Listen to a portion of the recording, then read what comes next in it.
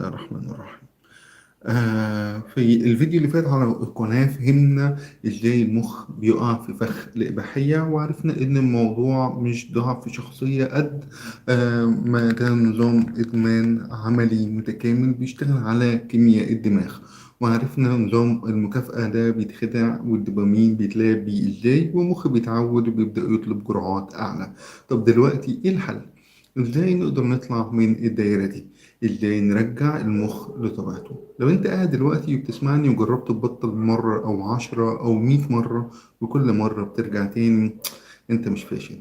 انت بس كنت بتحاول من غير خطة عملية واضحة، كنت بتعتمد على قوة الإرادة بس، وده مش كفاية للأسف. قوة الإرادة زيها زي البطارية بتخلص مع الوقت.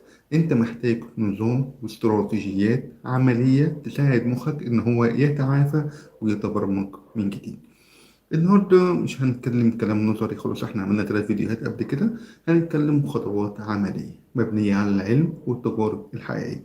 خطوات لو طبقتها بجد هتشوف فرق واضح في حياتك خلال أسابيع. جهز نفسك لأن اللايف ده ممكن يكون هو نقطة التحول اللي انت مستنيها عشان تطلع من إدمانك للإباحية. أول حاجة لازم نفهم الموضوع، ولازم نعترف إن في حد واقع في الإدمان. دي أول وأهم خطوة في التعافي من أي إدمان، اللي هو الاعتراف بالمشكلة. ليه الاعتراف مهم؟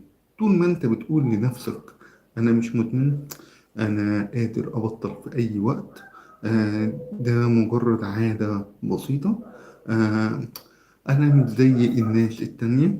طول ما أنت في مرحلة الإنكار، التعافي في الوقت ده مستحيل، لأن أنت مش شايف حجم المشكلة الحقيقية. طيب إزاي تعرف إن أنت فعلا مدمن؟ اسأل نفسك الأسئلة دي بصراحة. أول حاجة، هل حاولت إن أنت تبطل أكتر من مرة وفشلت؟ هل بتشوف محتوى إباحي حتى لو أنت مش حاسس برغبة حقيقية؟ أنت فاهم قصدي؟ هل الموضوع أثر على دراستك أو شغلك أو علاقاتك؟ هل بتحس بالذنب والندم بعد كل مرة؟ هل المحتوى اللي أنت بتشوفه اللي كنت بتشوفه في البداية بقى مش كفاية؟ هل بتستخدم الإباحية كوسيلة للهروب من التوتر أو الملل أو المشاعر السلبية؟ لو جاوبت بأيوة على 3 أسئلة أو أكتر من دول، أنت فعلا واقع في الإدمان ومحتاج إن إحنا نتعامل مع الموضوع بجدية. اكتب اعترافك، خد ورقة وقلم دلوقتي واكتب: أنا اسمك بعترف إن أنا واقع في إدمان الإباحية، وقررت إن أنا أبدأ رحلة التعافي من النهاردة. الكتابة بتخلي الاعتراف حقيقي وملموس، مش مجرد فكرة في دماغك، وده قرار واضح ومكتوب.